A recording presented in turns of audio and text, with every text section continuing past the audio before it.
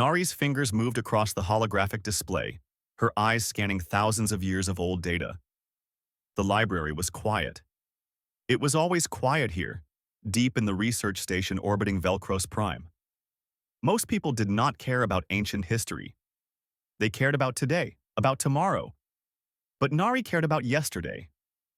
She was a Velcrin, with pale blue skin and large dark eyes that helped her ancestors see in dim light.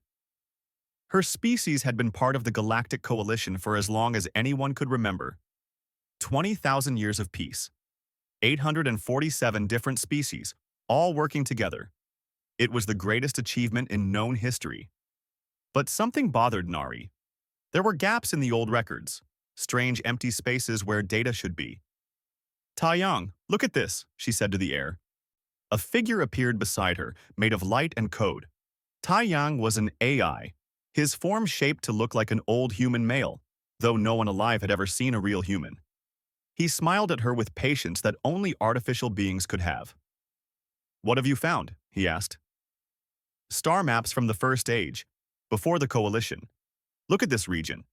She pointed to a dark area on the map. It is marked as the Silence, a forbidden zone. But why? The records say it is empty, lifeless. But these energy readings from 40,000 years ago show something else. Taiyang leaned closer, his holographic eyes studying the numbers. That is unusual.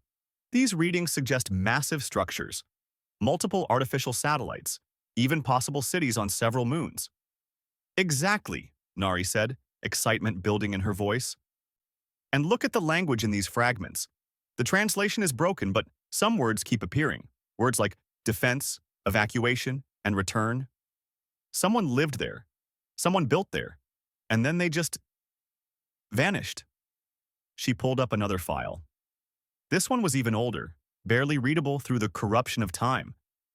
But one word stood out clearly, repeated over and over. Humanity. The first extinction, Taiyang said softly. The species that died before the Coalition began. Nari had heard the stories. Everyone had. Humans were a cautionary tale, a species that expanded too fast, fought too hard, and destroyed themselves in some great war. They were used to teach children about the dangers of aggression and pride. But Nari was starting to think the story was wrong. What if they did not die? She whispered. What if they left? That is a dangerous theory, Taeyong warned. The Council will not like it. Nari knew he was right. The Galactic Coalition was built on certain truths. One of those truths was that the Velcrin and the Thorol had founded the Coalition together, creating peace from the chaos of the ancient wars. If humans had been involved, if they had been important, it would change everything. She decided to keep searching. Days turned into weeks. Nari found more fragments, more clues. There were references to something called the Vigil. There were coordinates hidden in mathematical equations that took her 3 weeks to decode. And there was a final message, recorded in a language that Taiyang said was proto-human. We will return when the galaxy is ready. Nari took her findings to Ambassador Kiros, an old Velcrin who had served on the Coalition Council for 200 years. He listened to her presentation in his office, his expression growing darker with each piece of evidence she showed. This is fantasy, he said when she finished. The silence is forbidden because it is dangerous. Radiation storms, gravitational anomalies. Nothing lives there, and nothing ever did. But the evidence is corrupted data from machines older than our civilization, Kiros interrupted. You are seeing patterns that do not exist. Humans are extinct. They have been extinct for 20 millennia. Let them rest in peace. He told her to stop her research. He told her it was a waste of time and resources. But Nari saw something in his eyes. Fear. Ambassador Kiros was afraid of what she might find. That night, Nari made a decision. She had a small research vessel, granted to her for field studies. She had Taiyang, and she had coordinates to a place in the silence where the signal had been strongest 40,000 years ago. This is against regulations, Taiyang said, as they prepared the ship for launch. I know, Nari replied. We could be exiled from the Coalition. I know. You could die. Nari looked at her AI companion and smiled. But what if I am right? What if there is something there? Someone. We have to know. Taeyang nodded slowly. Then I will accompany you. Someone should document humanity's second greatest mistake. Second? Nari asked as she started the launch sequence. The first was disappearing. The second will be revealing themselves to you. The journey took 6 days. 6 days of traveling through emptier and emptier space. The stars became fewer. Other ships vanished from their sensors. They were entering the silence, and Nari felt the weight of it. This was a place the galaxy had forgotten, or tried to forget. On the 7th day, alarms began to sound. What is it? Nari asked, running to the sensor station. Taeyang's holographic face showed confusion, something she had never seen on him before. I do not understand. The sensors are detecting something massive, very massive. A planet? No, it is artificial. And Nari, he looked at her with something like wonder. It is powering up. Whatever is out there, it has been asleep, and we just woke it. The view screen flickered to life. At first, Nari saw only darkness and distant stars. Then something blocked out those stars, something so large it seemed impossible. The shape was wrong for any coalition ship, too angular, too aggressive, too powerful.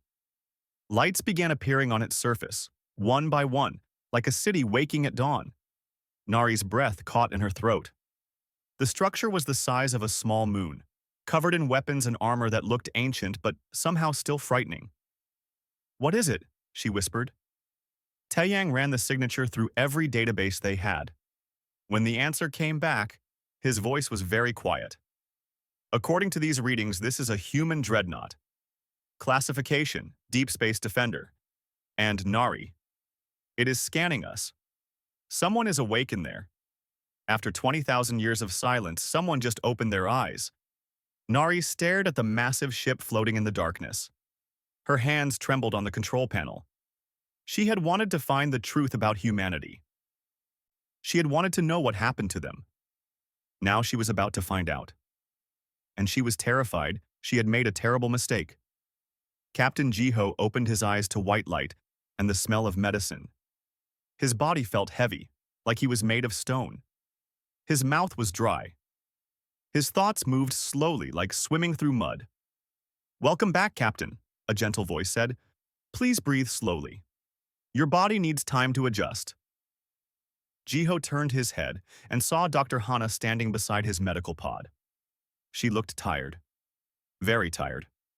Her hair was white now, though he remembered it being black. But that was impossible. He had only been asleep for... How long? He asked, his voice rough. Hana's eyes filled with sadness. 20,000 years, give or take a few centuries. The ship's clock had some damage. The words did not make sense. 20,000 years. That was not possible. The mission was supposed to last 300 years at most. They were supposed to slow down the enemy fleet while the evacuation ships escaped. Then they would follow. They would catch up with the rest of humanity in the new galaxy. 300 years, not 20,000. The crew? Jiho managed to ask.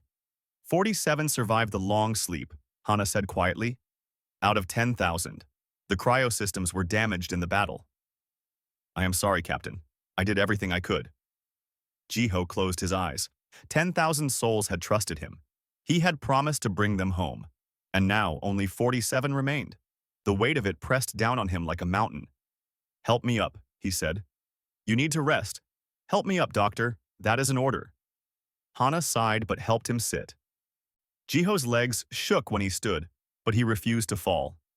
He was the captain of the Eternal Vigil, the last human dreadnought. He would stand. The medical bay was too quiet, too empty. Rows of cryopods lined the walls, but most were dark now.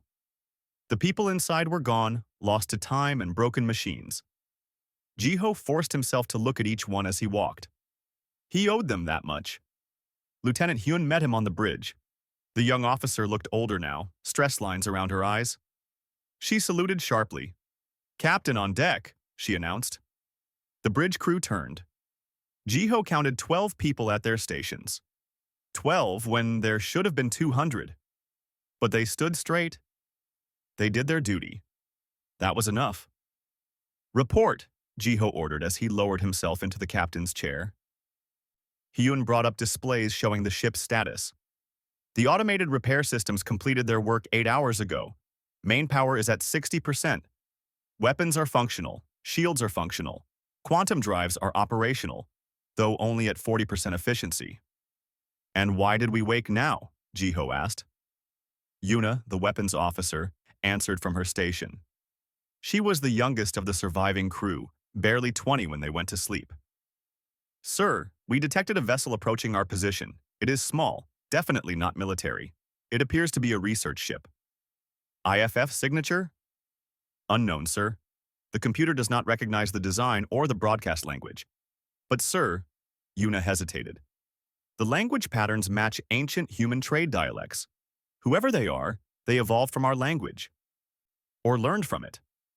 Jiho sat forward. Show me. The view screen displayed a small ship, elegant in design, nothing like the brutal warships humans had built. It was sending out radio signals in rotating frequencies, a standard first contact protocol that humans had invented 12,000 years before Jiho was born. They are not human, Jiho said. It was not a question. No, sir, Hyun confirmed. Scans show the crew is Velcrin, a species we have no records of. But Captain, the database shows something else.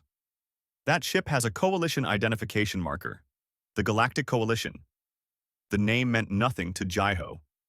He pulled up the historical database, searching for information. What he found made his blood run cold. The war humans had fought was against the Xanthi swarm, a species that consumed entire worlds.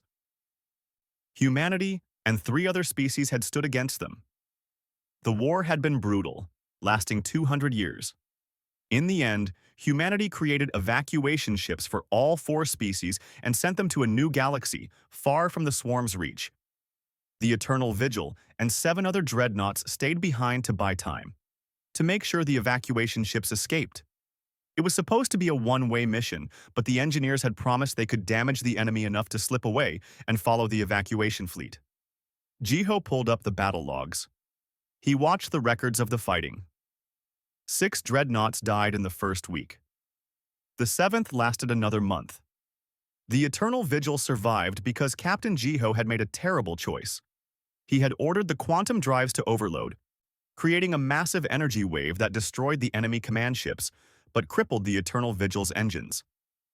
They had drifted into the silence, a region of unstable space, while automatic systems slowly repaired the damage. The crew went into cryosleep to survive the journey. But the damage had been worse than anyone thought. 20,000 years worse. Sir, the alien ship is hailing us, Yuna reported. Audio and visual. Put it through, Jiho ordered. The view screen changed. A Velcrin female appeared, her blue skin pale with fear. Her eyes were wide as she stared at the camera. Behind her, a holographic figure stood, designed to look human but clearly artificial. This is Research Vessel Daybreak, the Velcrin said, in a language Jiho's computer struggled to translate. We come in peace. We mean no harm. Please respond. Jiho looked at Hyun. Can we translate? Working on it, sir. The language is descended from Old Human Standard, but it has changed a lot. Give me a minute. Jiho studied the Velcrin on the screen while his crew worked. She looked terrified but also excited, curious, not like someone who wanted to fight. Translation software is ready, Hyun announced. It will be rough, but it should work. Jiho straightened his uniform and nodded. Open a channel. The Velcrin's eyes widened when she saw him. Her mouth opened in shock. This is Captain Jiho of the human defense ship Eternal Vigil, he said slowly, letting the computer translate. We receive your peaceful greeting. We mean no harm to you or your vessel. The Velcrin made a sound that might have been a laugh or a sob. The holographic figure beside her placed a hand on her shoulder. Human, she whispered. You are human. Actual human. We thought you were extinct. We thought you died 20,000 years ago. Jiho felt something cold settle in his stomach. Extinct? No. We evacuated. We saved the species. We saved the Velkrin, the Thorl, the Mendari. We sent you all to safety. The Velkrin's face showed confusion. The Thorl and Velkrin founded the Galactic Coalition. The history books say we created peace after the Great Dark. There is no mention of humans. No mention of evacuation. The records say humans destroyed themselves in war. Silence filled the bridge of the Eternal Vigil. Jiho looked at his crew. They looked back at him with the same shock he felt. They had sacrificed everything. They had stayed behind to die so others could live. And the galaxy had forgotten them. Worse than forgotten. Erased them. Sir? Yuna asked quietly. What do we do? Jiho looked at the Velkrin researcher on the screen. She seemed kind. Honest. Not like someone who would lie about history, which meant someone else had lied. Someone had taken humanity's sacrifice and buried it. We find out the truth, Jiho said. And then we decide if this galaxy deserves to know we survived. Nari could not stop shaking. She sat in the conference room aboard the Eternal Vigil, surrounded by actual humans. Living, breathing humans. The species that was supposed to be extinct was sitting across from her, offering her water and asking if she was comfortable. Captain Jiho sat at the head of the table. He was tall, with dark hair starting to show gray at the temples. His eyes were sharp and sad at the same time. Next to him sat Lieutenant Hyun, a woman with a professional smile that did not quite reach her eyes. The rest of the human crew watched from stations around the room. You are sure you want to help us? Jiho asked. If your government finds out, they might punish you. Nari nodded quickly. I have to help. The truth matters. History matters. If humans saved my people, then we owe you everything. Taeyang's hologram appeared beside her. Captain Jiho, I have been analyzing the data you shared. The evidence is clear. Humans led the defense against the Xanthi swarm. Humans built the evacuation ships. Humans died to protect the species that now form the coalition. And someone erased us from history, Hyun added bitterly. The question is who and why. Sora, a young communications officer, spoke up from her station. Sir, I have been monitoring galactic broadcasts. News of our existence has spread. The Coalition Council has called an emergency session. What are they saying? Jiho asked. They are calling us a threat. They say an ancient warship has appeared in forbidden space. They are telling people not to panic. Nari felt sick. They are afraid of you. Of course they are, Jiho said, looking at the tactical display. This ship is bigger than anything in your modern fleet. Our weapons are more advanced. To them, we look like conquerors returning from the dark. Junho, the first officer, walked into the room carrying a datapad. He was older than the captain with silver hair and a calm expression. Sir, I have finished reviewing the Coalition's public records. I think I know what happened. Everyone turned to look at him. After the evacuation, the Velkrin and Thorl arrived in the new galaxy, Junho explained. They were traumatized, scared. They had lost their homeworlds, millions of their people, but they survived because of human sacrifice. So they honored us? Hyun asked hopefully. Junho shook his head. No, they were ashamed. Their entire civilization existed because another species died for them. That is a heavy burden. So their leaders made a choice. They rewrote history. They said the Thorl and Velkrin worked together to defeat the swarm. They said humans were a failed species that destroyed themselves. It was easier than living with the debt. Silence filled the room. Nari felt tears on her cheeks. I am so sorry. We should have remembered. We should have honored you. You did not make that choice, Jiho said gently. You were not even born. Do not carry guilt for others' sins. Alarms suddenly blared throughout the ship. Yuna's voice came over the speakers. Captain to the bridge. Multiple ships dropping out of quantum space. It is a coalition fleet, sir. A big one. Everyone rushed to the bridge. The view screen showed space filling with vessels, hundreds of them. Small fighters, medium cruisers, and large battleships all bearing the symbol of the Galactic Coalition. Count? Jiho asked. 2,000 ships, Yuna reported, and more arriving every minute. Nari grabbed the captain's arm. You have to run. You cannot fight that many ships. Jiho looked at her with sad eyes. Run where? We are too slow to escape. Our quantum drives are damaged. We would need hours to jump, and they would destroy us in minutes. A transmission came through. Chairman Vorath's face appeared on the screen. He was a Thoral, with green-scaled skin and yellow eyes. He looked angry and afraid. Attention, human vessel, Vorath said. You are in violation of Coalition space. You are ordered to power down your weapons and submit to boarding. Failure to comply will result in your destruction. Jiho stood straight. This is Captain Jiho of the Eternal Vigil. We have powered weapons only for defense. We mean no harm to the Coalition or any member species. We only want to understand why our sacrifice was erased from history. You have no sacrifice to speak of, Vorath replied. Humans are extinct. You are either imposters or some remnant clinging to false glory. Surrender now. Hyun leaned close to Jiho. Sir, he is lying. He knows exactly who we are. He is afraid of what we represent. Jiho nodded slowly. Then he made a decision. Sora, open a broadcast, all frequencies. I want every ship in that fleet to hear this. I want every planet in Coalition space to receive it. Sir? Sora looked confused. Do it. That is an order. Sora's fingers flew across her console. Channel open, sir. You are broadcasting to everyone. Jiho took a deep breath. People of the Galactic Coalition. My name is Captain Jiho. I command the human Dreadnought Eternal Vigil. We are the last remnant of a mission that began 20,000 years ago. He pulled up historical files, streaming them to every screen in Coalition space. Videos of human soldiers fighting the swarm, images of human engineers building evacuation ships, records of the final battle where 8 human dreadnoughts stayed behind to die. Humans did not go extinct, Jiho continued. We sacrificed ourselves so you could live. We stayed behind to fight an enemy you could not defeat. We bought you time to escape to a new galaxy, and when the battle was won, we tried to follow. But our ship was damaged. We drifted in the dark for 20,000 years while our crew slept and our machines repaired themselves. More files streamed out, messages from Velcrin and Thoral leaders thanking humanity for their sacrifice, promises to honor the fallen, promises to remember. These are your ancestors' words, Jiho said quietly.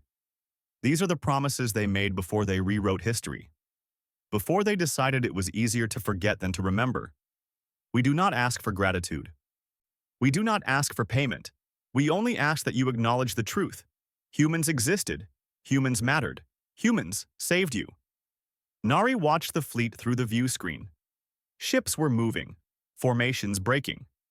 She could hear confused chatter on the open channels. Pilots questioning their orders. Captains demanding explanations from Coalition Command. Chairman Vorath's face had gone pale. This is propaganda. Ancient lies meant to divide us. Then explain the quantum signatures on these files, Jiho said calmly. They are sealed with technology your coalition does not have. Technology only humans possessed. They cannot be faked. Junho stepped forward. We have also detected something else. Your modern biotechnology, your genetic medicine, your food production systems. They all use human-designed algorithms. Someone in your coalition has been using our stolen technology for 20,000 years while pretending we never existed. The fleet was in chaos now. Ships were pulling back, moving away from firing positions. Nari could hear voices on the radio, people crying, people angry, people demanding answers. Then a new voice cut through the noise. It was Yoonji, a young Velcrin pilot. This is Lieutenant Yoonji of the 4th Fighter Wing. I refuse to fire on the Eternal Vigil. These humans are heroes. My great-grandmother's great-grandmother was saved by them. I will not dishonor that sacrifice. One by one, other voices joined her. Pilots from different species, different worlds, all refusing to attack. Chairman Vorath tried to override their controls to force the fleet to fire. But the crews disabled the command network. They would not be forced to kill the species that had saved them. Jiho watched it all with quiet dignity. When the last gun powered down, When the last ship moved out of attack formation, he spoke again. We did not return for war. We returned because we hoped the galaxy was finally at peace. We hoped our sacrifice meant something. Now we ask only one thing. Let us contact our people. They are out there, in another galaxy, waiting for word that it is safe to come home. Let them know their children survived. In the silence that followed, Nari stood up. They should come home.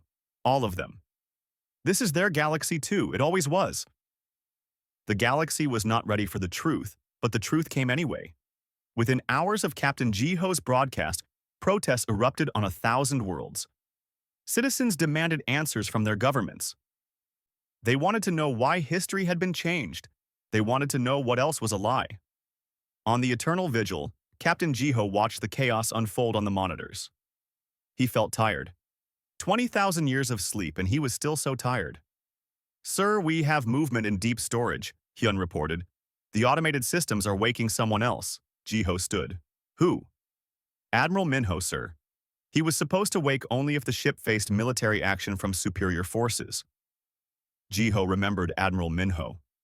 The man was a legend in the human fleet, a brilliant strategist who won battles everyone said were impossible.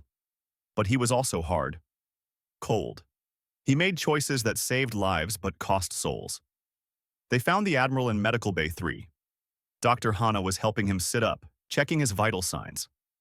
Minho looked exactly as Jiho remembered, short gray hair, sharp eyes, and a face that showed no emotion. Captain Jiho, Minho said, his voice steady. Report. Jiho explained everything. The long sleep, the 47 survivors, the coalition that erased humanity from history, the fleet that almost attacked them. Minho listened without interrupting, his expression never changing. When Jiho finished, Minho nodded once. I see. Then we have a decision to make. Do we submit to this coalition, or do we remind them why they feared us? Sir, we are not here to conquer, Jiho said carefully. No, but we are not here to beg either. Minho stood, waving away Hana's protests. Captain, you have done well to avoid bloodshed, but kindness without strength is just weakness. These people need to understand what humans are capable of before they decide how to treat us. Elsewhere on the ship, Jiwon worked in the biology lab. She was a xenobiologist, one of the few scientists who survived the long sleep. She had been studying coalition biological data, comparing it to old human records. What she found made her hands shake. Captain Jiho, you need to see this, she said over the intercom. Jiho and Admiral Minho both came to her lab. Jiwon pulled up genetic maps on the holographic display. Look at the Velcrin genome, she said. Now look at this human genetic template from 20,000 years ago. See these markers? They are the same. Someone used human genetic engineering to uplift the Velcrin species. They made the Velcrins smarter, stronger, more resistant to disease. The Thoral too? Minho asked. Jiwon nodded. And the Mendari. And 17 other species. All of them have human genetic markers. Someone has been using human biotechnology for 20 millennia while pretending we never existed. Who? Jiho demanded. I do not know yet.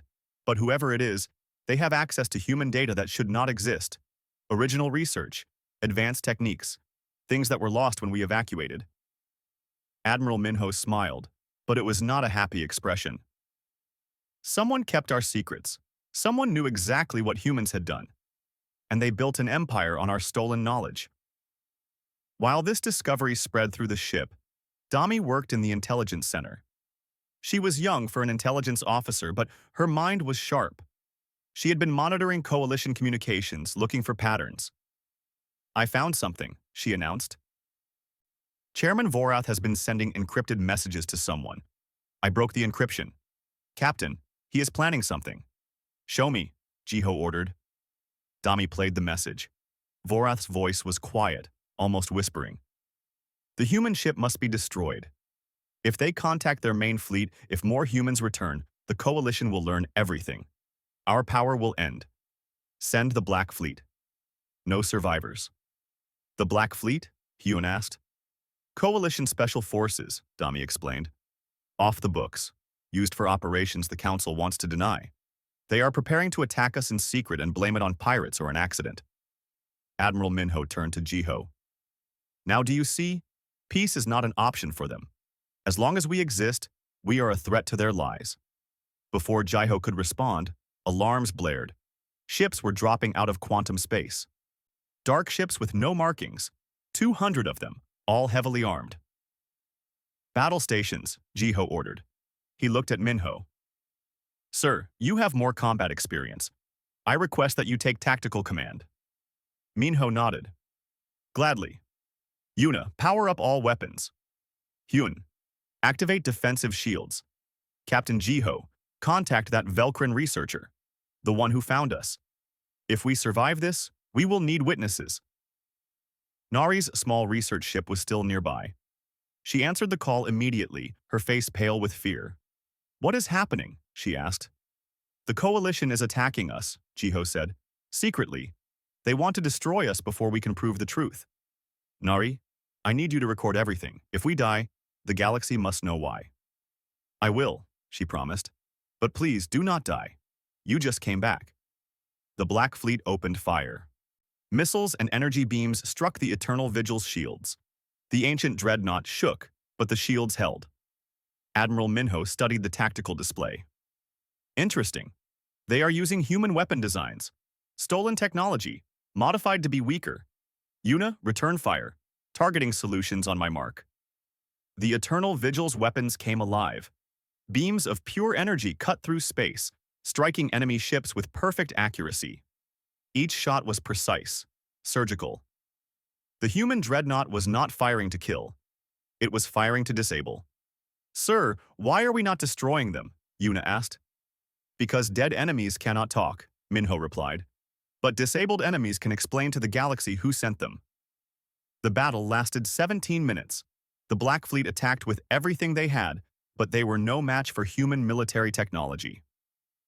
The Eternal Vigil's shields held, its weapons carved through enemy formations. And when the last Black Fleet ship went silent, floating dead in space, Admiral Minho ordered the ceasefire. Hail the Coalition Council, he ordered. All frequencies. Make sure everyone can hear. Chairman Vorath appeared on screen, his face twisted with anger and fear. You have attacked Coalition forces. This is an act of war. No, Minho said coldly. You sent an unmarked fleet to destroy us in secret. You tried to murder the last survivors of the species that saved you. That is not war. That is assassination. Captain Jiho showed you mercy. He tried peace, but you answered with treachery. Minho pulled up files, streaming them across the galaxy. Messages showing Vorath's orders. Financial records showing payments to the Black Fleet. And something else. Evidence that Vorath's family had been hoarding human technology for generations, using it to maintain power while denying it to others. Your lies are finished, Minho said. The truth is out. Now, we will contact our people. We will tell them what happened here, and they will decide if this galaxy deserves a second chance. Vorath's face went white. You cannot. There are millions of humans out there. If they return, they will destroy us. Why would we destroy you? Jiho asked, stepping forward. We gave everything to save you. We died for you. We slept for 20,000 years hoping you would build something beautiful. We do not want revenge. We want recognition. We want the truth to matter. Admiral Minho turned to the communication station. Sora, open a quantum channel. Maximum range. Find the human fleet. Sora's fingers moved across the controls. Lights blinked. Systems hummed. Then, after 20,000 years of silence, a signal went out into the dark between galaxies. This is the Eternal Vigil, Jiho said into the microphone. Calling the human evacuation fleet. The mission is complete. The galaxy is at peace. You can come home now. Your children are waiting. For a long moment, there was only static. Then a voice answered. Female, strong, warm. This is Fleet Admiral Seoyun of the Terran Exodus. We read you, Eternal Vigil. Confirm your status. Are you truly the last Dreadnought? Jiho felt tears on his face. Confirmed. We are the last. We stayed behind. We completed the mission. The species survived. A sound came through the speakers, laughter and crying mixed together, thousands of voices celebrating. "Then we are coming home," Admiral Sioyun said. "All 3 million ships, all 14 billion humans. We are coming home to the galaxy you saved for us. Hold position, Eternal Vigil. We will be there in 30 days, and this time, no one will forget what we did." 30 days. The galaxy held its breath for 30 days. Chairman Vorath was arrested. The Coalition Council fractured as species argued about what to do. Some wanted to welcome humanity back. Others wanted to prepare for war. Most just wanted to understand what was about to happen. Nari stayed with the Eternal Vigil. She helped translate, explained modern politics, and became friends with the human crew. They were not monsters. They were just people who had slept too long and woke up in a world that forgot them. "Are you scared?" she asked Captain Jiho one evening.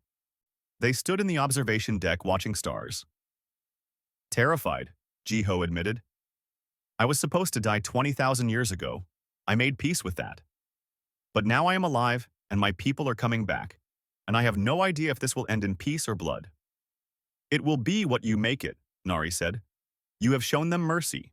You have shown them truth. That matters." On the 29th day, sensors detected the first ships. Then more. Then more. The human fleet emerged from quantum space like a sunrise, spreading across the dark in formations so large they blocked out stars. 3 million vessels, from tiny scout ships to massive colony carriers. All of them bearing the symbol of humanity, a blue planet wrapped in stars. The Coalition sent a delegation to meet them, led by Director Lysera, a Mendari who had spent weeks studying the true history. She was old, her skin wrinkled and gray, but her eyes were bright with hope. The meeting took place on neutral ground, a space station at the edge of Coalition territory. Jiho attended, along with Admiral Minho and half the surviving crew of the Eternal Vigil. Fleet Admiral Seoyun represented humanity. She was tall, with silver hair and eyes that had seen too much war. She walked with the confidence of someone who commanded billions of lives. "Director Lysara," Seoyun said, her voice formal, "we received your message. You say the Coalition wishes to make peace." "We do," Lysara replied. "Though we understand if you do not believe us. The crimes committed against your people are unforgivable. We erased you from history. We stole your technology. We tried to kill the survivors who found you. We have no right to ask for mercy." Seoyun studied the old Mendri. "Yet you are asking." "Yes, because the alternative is war. And war will destroy everything your ancestors died to protect. The Velkrin, the Thorol, the Mendari, all the species you saved, we are still here because of you. Our children live because your soldiers died. We cannot undo the lies. We cannot bring back the 20,000 years you lost. But we can offer truth going forward. We can offer partnership. We can offer a place in the galaxy you saved." Admiral Minho stepped forward. "Words are easy. What can you offer in action?" Director Lysera activated a holographic display. "We have begun dismantling the false histories. Every school, every archive, every memorial will be corrected. The true story of the Swarm War will be taught to every child. Human heroes will be honored alongside our own." She pulled up another display. "We are also offering full citizenship to all humans who wish to return. You may settle on any world. You may claim territory. You may rebuild your civilization here." "And if we refuse?" Seoyun asked. "If we decide this galaxy is too corrupt, too comfortable with lies?" Lysera's expression fell. "Then we will watch you leave. And we will spend the rest of our existence knowing we failed the greatest test. We will know that when given the chance to do right by our saviors, we chose pride over honor." Silence filled the station. Jiho watched Admiral Seoyun, trying to read her thoughts. The fate of billions rested on her next words. Finally, Seoyun spoke. "I need to consult with my people. Give us 1 day." That night, the human fleet held a vote. Every ship, every crew, every family had a say. The question was simple: return to the galaxy or find a new home. Jiho voted to return. So did most of the Eternal Vigil's crew. They had sacrificed too much to just abandon everything. When the count finished, the result was clear. 87% wanted to come home. The next day, Admiral Seoyun gave her answer. We will return, but not as subjects, not as guests. We return as equals. The coalition will become the Terran Coalition. Humans will have a voice in all decisions. And the Eternal Vigil will take its place as a monument, a reminder of what was paid for peace. Director Lysera bowed deeply. Agreed. Welcome home, humanity. The first human colony ships landed 3 weeks later. They chose uninhabited worlds, places where they could build without displacing anyone. But they also visited old coalition worlds, sharing technology, sharing knowledge, sharing stories. Nari watched from the Eternal Vigil as the process unfolded. The great Dreadnought had moved to a new position, orbiting above the coalition's new capital world. It would serve as a museum, a memorial, and a reminder. Will you stay with us? Captain Jiho asked her one day. We need people who understand both worlds, bridge builders. Yes, Nari said without hesitation. Someone needs to make sure the truth stays true. Not everyone was happy with the changes. Some coalition species resented humanity's return. Some humans wanted revenge for the lies. Small conflicts erupted here and there, but Admiral Minho handled them with surprising gentleness. He met with angry coalition citizens and listened to their fears. He reminded angry humans that they were better than their pain. We did not survive 20,000 years just to become bitter, he told a group of young human soldiers who wanted to punish the coalition. We survived to prove that sacrifice matters, that protection matters, that some things are worth dying for, and some things are worth living for. Yuna left the military and became a teacher. She taught human and alien children together, showing them how to build instead of destroy. Hyun joined the new coalition council, representing humanity in political decisions. Dr. Hana opened a medical facility that combined human and coalition techniques, creating treatments no one had imagined. Junho wrote a book about the Eternal Vigil's journey. It became required reading in schools across 1,000 worlds. Jiwon continued her research, working with coalition scientists to improve lives for everyone. Dami trained coalition intelligence officers, teaching them that truth was stronger than deception. And Captain Jiho stayed aboard the Eternal Vigil. He gave tours to visiting children, showing them the old weapons, the damaged cryopods, the bridge where he made the choice to broadcast the truth. Do you regret it? A young Velcrin child asked him once. Staying behind? Missing 20,000 years? Jiho thought about it. He thought about the crew members who died in their sleep. He thought about the galaxy that forgot them. He thought about the sacrifice that nearly meant nothing. But then he looked around the observation deck. Human children played with Velcrin children. Thoral engineers worked alongside human builders. Species that once only existed because humanity saved them, now stood as equals, partners in building something new. No, Jiho said finally. I do not regret it, because it mattered. We mattered. And now everyone knows. 1 year after humanity's return, a ceremony was held aboard the Eternal Vigil. Representatives from every species attended. They unveiled a memorial in the ship's main corridor, listing the names of all 10,000 crew members. At the bottom was an inscription in both ancient human and modern coalition standard. They slept for 20,000 years so the galaxy could wake to peace. They are not forgotten. They will never be forgotten. That night, after the ceremony ended, after the guests left, after the lights dimmed, Jiho stood alone on the bridge. He looked at the captain's chair where he had sat when he gave the order to broadcast the truth. A message appeared on his personal console. It was from Fleet Admiral Seoyun. Captain Jiho, your relief is approved. The Eternal Vigil has a new commander. You have served long enough. Come home. Rest. Let others stand the watch. Jiho read the message 3 times. Then he looked around the bridge one last time. This ship had been his home, his prison, his purpose. But Seoyun was right. It was time to let go. He found Nari in the archives, organizing historical documents. I am leaving the ship, he told her. Going planetside. There is a colony that needs a mayor. They asked if I was interested. Nari smiled. A farmer becomes a soldier. A soldier becomes a sleeper. A sleeper becomes a truth teller. And a truth teller becomes a mayor. What will you become next? Just a man, Jiho said. Just a man living in a galaxy finally at peace. He left the eternal vigil on a small shuttle. As it pulled away, he looked back at the massive dreadnought floating in space. It looked smaller now, less frightening. Just a ship. Just a monument. Just a reminder. The galaxy turned. Stars burned. Children grew. And in every school, in every archive, in every memorial, the story was told correctly now. The story of humans who sacrificed everything. The story of species who forgot but learned to remember. The story of a vigil that lasted 20,000 years and ended not with weapons, but with truth. Captain Jiho landed on his new world.